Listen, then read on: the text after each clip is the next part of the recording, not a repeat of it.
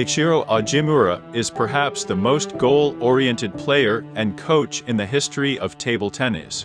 He was born in 1932 in Japan. His father died when Ichiro was only 2 years old, and his mother had to work hard to take care of him. He started table tennis late, at the age of 16, but was so goal-oriented that by the age of 22, just 6 years later, he won the first of 2 world singles titles.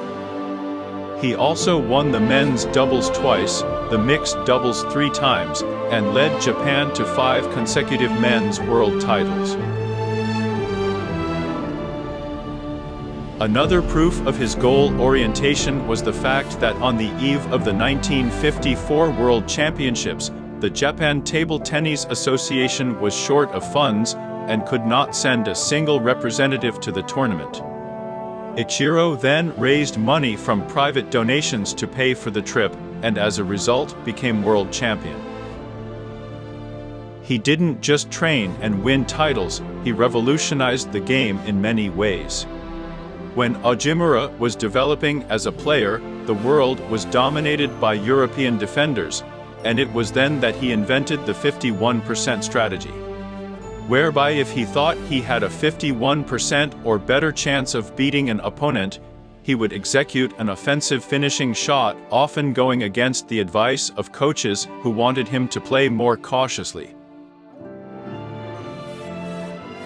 As a coach, Ichiro Ogimura has achieved no less recognition.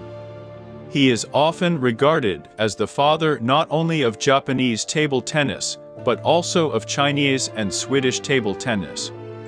The first Chinese champions came from studying his techniques and training, much of which was based on a film he created called Japanese Table Tennis. He made numerous trips to China and Sweden, where he trained his students, among them the 1971 world champion, Swede Stellan Bengtsson. As Anders Thunström, head coach of the Swedish national team, would later say, Swedish table tennis owes everything to him. After his playing career, Ichiro Ogimura served as an ITTF official starting in 1973 and as ITTF president from 1987 until his death at the age of 62 in 1994. He was called a giant of sports diplomacy, earning him the nickname table tennis diplomat. One of the major successes of his diplomacy was when the united team of North and South Korea played under a single flag and the name Korea at the 1991 World Cup. Ichiro loved Louis Armstrong's music, Van Gogh paintings, singing Johnny Boy at parties, always slept in socks, and could not straighten his left arm due to a childhood injury during which he fell from a tree.